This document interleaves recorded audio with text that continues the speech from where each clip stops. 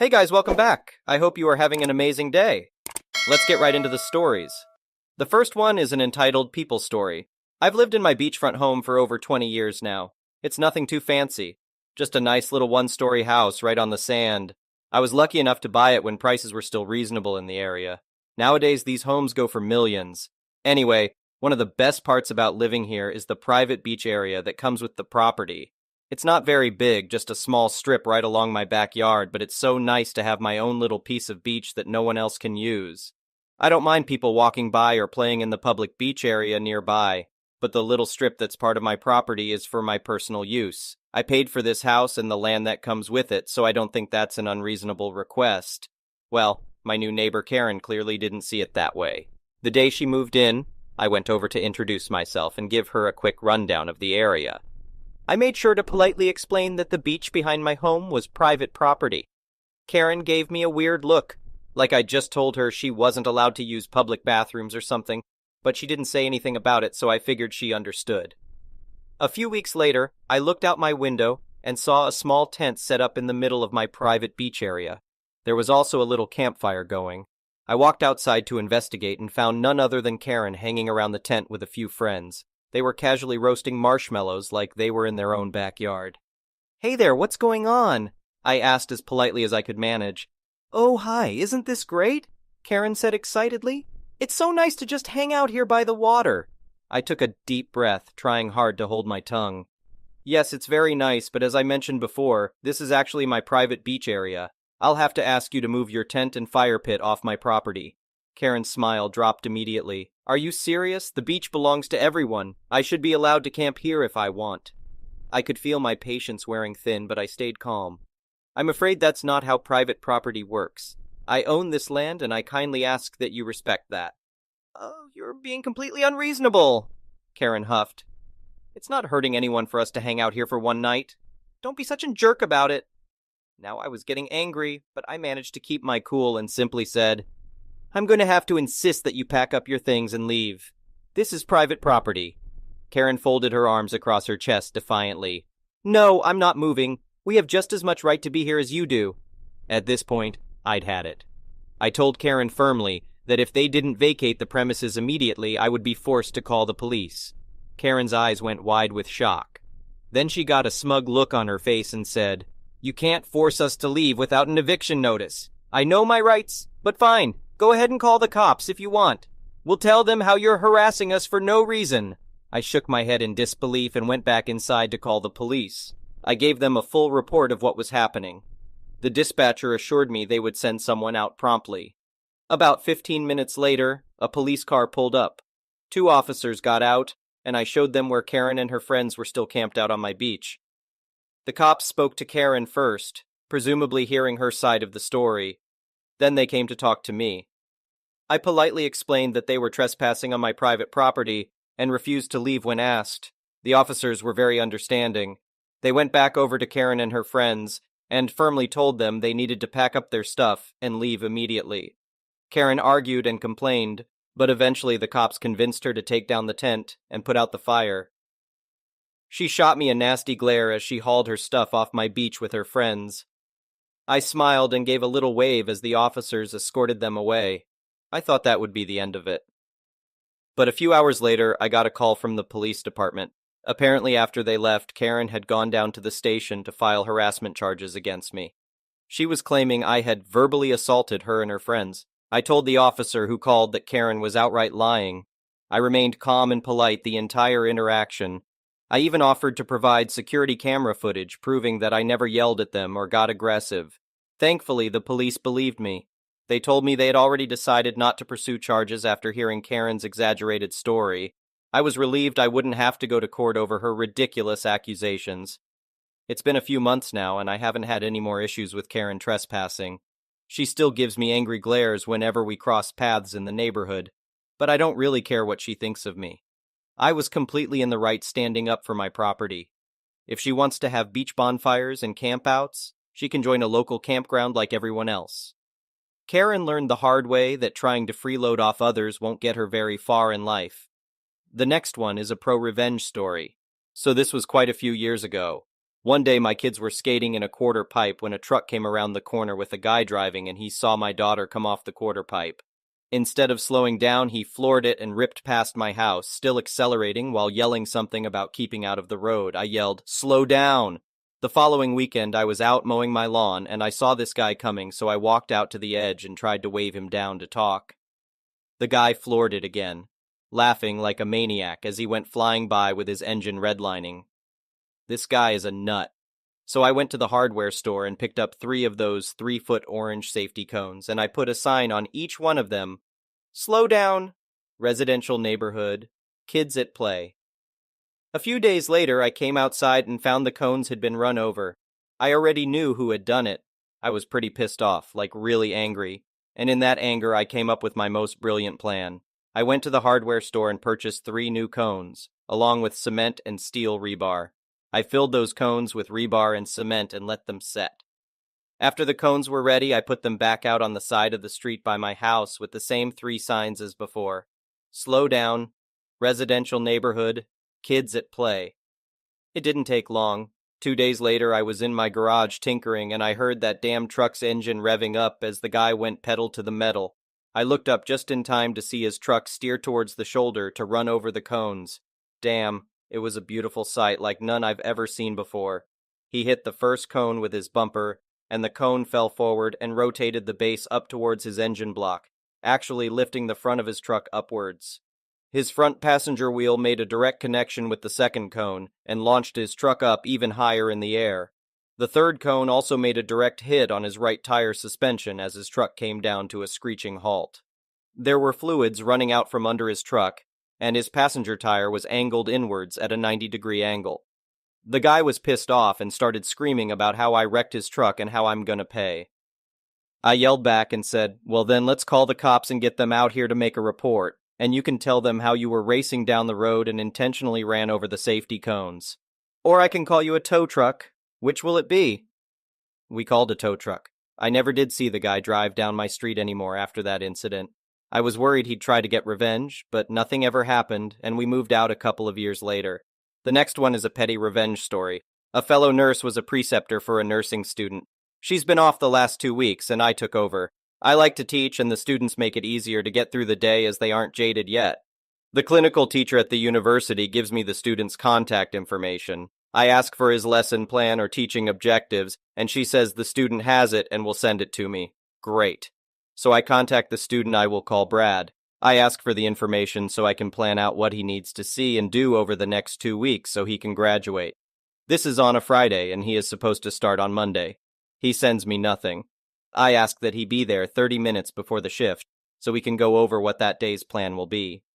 He shows up 2 hours late, saying he slept in. Not off to a great start. Asked for his lesson plans, what skills he needed to work on, what type of patients he needed to see, etc. He said he didn't have one. The last nurse gave him an evaluation, and that was all he needed to pass clinical, so he was just going to shadow me for 2 weeks and graduate. I've precepted before and know this to be bull crap. I contacted his clinical teacher and his previous preceptor. She filled out her evaluation and was going to fail him, but because the term wasn't over, she left anything that wasn't completed blank, as he still had an opportunity to demonstrate knowledge, skill, and judgment in those areas over the next few weeks. The clinical teacher asked that I give the pass-fail evaluation and sent me all the paperwork. Brad, who's 22 and apparently knows everything, was informed daily, and I made a point of doing this daily, that I was willing to teach skills, answer questions, provide learning experiences with various procedures on whatever type of patient he needs, from children to geriatric, long-term illness to acute accidents. What you need, Brad? I got something behind curtain hash 3. Brad didn't want to learn or do anything, so he didn't. I had him for 10 days, and he was late 7 times and spent most of his time getting garbage out of the vending machines and hanging out in the lounge. Even if he was inclined, I wouldn't let him near patients until he demonstrated he knew what he was doing. I would ask him how he would insert a catheter, IV, art line, etc., and he had no idea. I would go over a patient's meds and ask what they were and what they did. What's the mechanism of action of this med? What do we need to know before administering it, etc.? No idea. But he was smug, said he knew all this stuff and is just biding his time until graduation. It's an easy job. Girls can do it. Okay, I could have and probably should have told him I was doing his evaluation, but it must have slipped my mind. I had been in contact with his clinical teacher about 3 times and letting her know exactly what is going on, and she said it was up to him to pass or fail. His last day was Friday, and today, Monday, I met his clinical teacher and went over my evaluation, pulling no punches. She wasn't surprised as he had problems before and was barely in the program, having failed once before. I am asked to wait a few minutes, and the clinical teacher leaves. A minute later, I see her walking with Brad past the office I am in and go into a larger boardroom. I see him, he doesn't see me. About 10 minutes later, the dean of nursing, who I knew back when I was a student, greets me, and after a few warm words, takes me into that boardroom. Well, it turns out that our boy Brad had gotten the evaluation from the previous preceptor and just filled in all the outstanding grades himself. No wonder this kid had no worries in the world. He turned a pale white you only see in linen when he saw me. I handed him a copy of my evaluation that I had previously sent to the clinical teacher, and his face went from white to ashen to red in just seconds. Well, Brad not only failed the course, but was expelled from the program for breaching academic integrity and fraud or something like that. It's a good thing he knows everything, because that will help him with whatever he plans to do next, because it won't be nursing. The next one is a malicious compliance story. Until recently, I used to work part-time for a delivery company that uses half-pedal-powered, half-battery-powered six-wheeled bikes that function like small semi-trucks, not Hermes. I intentionally avoided mentioning my actual company name. So after every shift, we have to park the bikes in the garage. Technically, there are designated spots in the garage for each individual bike. However, since people don't finish their shifts and return in the exact sequence required for parking the bikes, in practice, nobody actually parks the bikes in their correct spots. The first person back just parks at the back, even if their bike is supposed to be parked further up front. The next person to return parks in front of the first parked bike, and so on. The shift managers are aware of this and are okay with it. They work in the garage, so they understand the situation. However, a new employee named Karen from the corporate office, who recently joined a couple of days ago, did not know about this arrangement. She unexpectedly visited at the end of one day to check things out and noticed that my bike was parked at the very front. I had finished last that day due to an extended shift. Karen immediately called me and criticized me on the phone, conveying her displeasure quite directly. I called my shift manager right after and informed him about the situation. He said something like, "Well, technically she is right, so we can't directly oppose her. I suggest you simply ignore her. I doubt she will return to check." However, my competitive side did not want to let Karen have this victory over me. I decided to follow her instructions to the letter. I waited for a few more days until I had another long shift. I arrived early to claim the bike that was technically designated to be parked at the very back. You can probably predict where this is going. After completing my route, I purposely returned slowly to ensure I would be the last one back. Upon returning, I individually moved each and every bike in the garage. Then I parked my bike and took my time to ensure it was positioned perfectly in the center, both lengthwise and widthwise. This process took quite a while since the bikes function similarly to semi-trucks in terms of their movement mechanism. Consequently, it took me nearly 10 minutes to properly position one bike. I had 59 more bikes to go. I meticulously parked each and every bike in their designated spots until late into the night. My shift manager caught on to my plan fairly quickly and chose to turn a blind eye, as I was technically acting upon instructions from higher-ups. On that day, I logged 6 hours of overtime before clocking out, which led to a substantial increase in my pay. The following morning, the accounting department contacted me, questioning whether I had forgotten to clock out and returned later to do so, given that my clock-out time was approximately 6 hours later than everyone else's. I explained the situation to them in detail and suggested that they review the security camera footage inside the garage to verify that I had been working the entire time. Eventually, they relented and advised me not to repeat the action. Politely, I declined and asserted that I would carry out the same procedure the next day, as those were my given orders. They responded, "Our management team will reach out to you with updated instructions soon. Please adhere to those instructions." I agreed. Later that day, I received a message on Slack from Karen before starting my shift. She advised me to follow my shift manager's directions when parking my bike from now on. True to my word, I repeated the exact same process that day because my shift manager did indeed mention that the bikes were technically meant to be parked in their designated spots. I had the same conversation with the accounting department the following morning and received yet another Slack message from Karen, this time stating that I should park my bike in a manner that made practical sense. To this day, I am still relishing my triumph over corporate Karen. The next one is an entitled people story. I knew a lady who was going through a divorce. I was her tech person when she had a home business, and I was invited to her 40th birthday party. She wanted a new TV and a sound system hooked up. I needed my car because the TV would fit in it. We went together to pick up the TV, and while out, she went to do a little shopping for food, etc. During that moment, her ex saw us together. I am married and just helped this person. I hooked up her TV, the party happened, and I helped clean up at the end when her friends left. The ex heard from her friends that I stayed after the party ended. A few weeks later, she wanted a GPS setup for her car. It was a hot day, and her house air conditioner stopped working. I went there and knocked on the door. She didn't answer. I heard the car running in the garage. I went back to the door to look in the front window. The house was full of smoke. I opened the front door, which was not locked, and found her passed out on the couch. I picked her up and took her outside. She was breathing and coughing. I went back in, and she had the car running with the window down to make the car's air conditioner cool the house down by the internal access door to the garage, instead of filling up the house with carbon monoxide, which almost killed her. Yes, I have seen more stupid things, but not deadly. I turned off the car and opened up all the windows and doors. She was crying outside because she almost died, and if she did, people would think she deliberately killed herself. Instead, it was a mistake. If I had arrived a few minutes later, she would have been dead. I comforted her, and at that moment, the ex drove past on one of his stalking runs.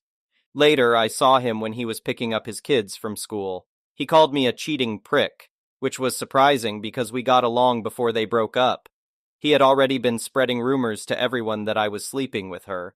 He told his whole family, her family, and eventually got to my family. I didn't do anything wrong, and when I told them all what really happened, nobody believed me. Everyone believes him that something was happening before they broke up. Then he was making up extra reasons to say she was with me. Oddly, my wife is the person who laughed it off because she doesn't believe I would ever cheat on her, especially with that woman. The next one is an entitled parent story. I was not with him. My boyfriend is the vet in this. Keep in mind this is all secondhand through his experiences relayed to me. The incident occurred yesterday at the grocery store while my partner was shopping. This is actually a challenging task for him. He doesn't like all the aisles and people in stores, and he doesn't like that he feels distracted from paying attention to his surroundings by needing to concentrate on the list of items he needs. Because he's hard of hearing, he also can't easily hear where people are, and this is hard for him.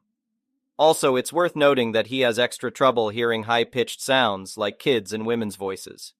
During the COVID lockdown, he lost a lot of progress he had made with his anxiety, but he's working on getting back to where he was. He has a service dog now, which has helped him immensely, not just in public. He sleeps better now, and the dog will alert him when he is becoming anxious based on his behaviors and can calm him.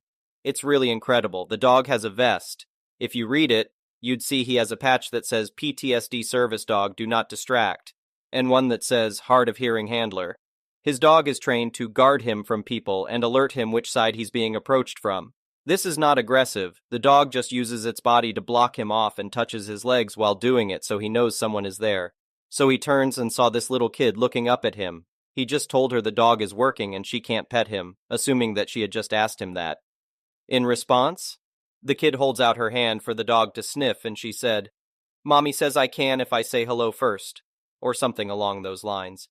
The dog doesn't react much at all, so the kid just starts hugging him. At this point, my partner stepped abruptly away from her and told her she needs to stop and to go find her parent. Now, he couldn't tell if the kid was old enough to read, but he's not really mad at the kid because a parent should be responsible for her in a store. And while I'm sure he was probably very stern with her since he's not very great with people, especially kids, even on a good day, he's also not someone who yells. Yet lo and behold, the child's grandmother, mother who knows, appears and is telling him not to yell at a little girl he made her cry and a bunch of other crap. He was only catching about 30% of what she was saying. He told her he has a service dog. She needs to keep the kid off. Read the vest. The lady rolled her eyes at him and continued berating him.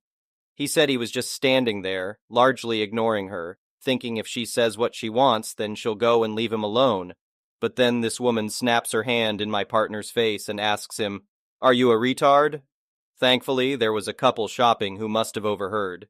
The woman from this couple came and moved that woman out of my partner's face, and looked like she was chewing her out until the Karen left the aisle. The man from that couple asked my partner if he was all right. He turned out to be a veteran too, and they bonded a little over their tattoos. I'm honestly still livid about it, and I wasn't even there. He's moved on. Thank you for watching. I would really appreciate it if you could like the video and subscribe to our channel if you haven't already.